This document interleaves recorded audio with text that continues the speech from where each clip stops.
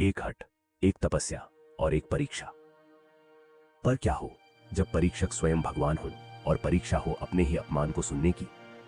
आइए जानते हैं शिव और पार्वती के प्रेम की वो अनसुनी कहानी। सभी धनों के आरंभिक बिंदु विचार होते हैं। सभी के आत्मदाह के बाद शिव संसार से विरक्त हो गए। वे एक योगी थे जिनका हृदय टूट चुका था। उन्होंने स्वयं को कैलाश की बर्फीली गुफाओं में कैद कर लिया और एक ऐसी समाधि में चले गए जो हजारों साल तक नहीं टूटी। प्रेम की कहानी खत्म हो चुकी थी या शायद एक नए रूप में शुरू होने वाली थी। हजारों साल की तपस्या के बाद एक दिन एक बूढ़ा ब्रह्मचारी पार्वती के आश्रम में आया। उसने पार्वती की तपस्या का उद्देश्य पूछा। जब पार्वती ने कहा कि वह शिव से विवाह करना चाहती हैं, तो वह ब्रह्मचारी जोर जोर से हंसने लगा। पार्वती कैलाश पर पहुंची और शिव की सेवा करने लगी। उन्होंने हर प्रयास किया कि शिव का ध्यान टूटे, पर सब व्यर्थ रहा। यहां तक कि कामदेव ने भी शिव पर अपना बाण चलाया, पर शिव ने क्रोध में अपना तीसरा नेत्र खोलकर उन्हें ही भस्म कर दिया। शिव को पाना असंभव लग रहा था। तब पार्वती ने राजसी वस्त्र त्याग दिए और एक तपस्विनी बन गई।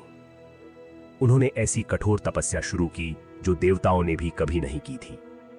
गर्मियों में पंचाग्नि के बीच, सर्दियों में बर्फीले जल में और बरसात में खुले आसमान के नीचे। उन्होंने अन्न जल त्याग दिया, केवल सूखे पत्ते खाकर गुजारा करने लगीं, इसलिए उनका नाम अपर्णा पड़ा। हजारों साल की तपस्या के बाद एक दिन एक बूढ़ा ब्रह्मचारी पार्वती के आश्रम में आया। उसने पार्वती की तपस्या का उद्देश्य पूछा। जब पार्वती ने कहा कि वह शिव से विवाह करना चाहती हैं, तो वह ब्रह्मचारी जोर जोर से हंसने लगा। ब्रह्मचारी ने शिव की निंदा करनी शुरू कर दी। वह तो एक भिखारी है, नंगा रहता है, उसे न कुल का पता है न परिवार का। छोड़ दे यह जिद, किसी राजकुमार से विवाह कर ले। वह शिव के बारे में इतने अपमानजनक शब्द कह रहा था कि पार्वती का धैर्य जवाब दे गया। पार्वती क्रोध से कांप उठी। बस, मैं अपने पति की निंदा एक और क्षण नहीं सुन सकती।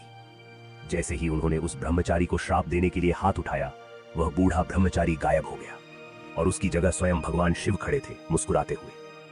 वह ब्रह्मचारी कोई और नहीं बल्कि शिव ही थे, जो अपने प्रेम की अंतिम परीक्षा लेने आए थे। शिव ने कहा, हे पार्वती, आज तुमने मुझे जीत लिया है।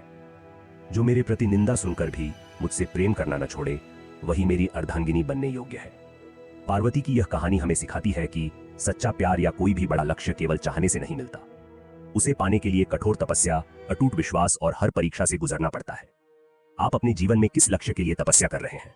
विश्वास रखिए, हर परीक्षा के बाद सफलता का फल अवश्य मिलता है। कहानी पसंद आई? बस लाइक और सब्सक्राइब दबा दीजिए।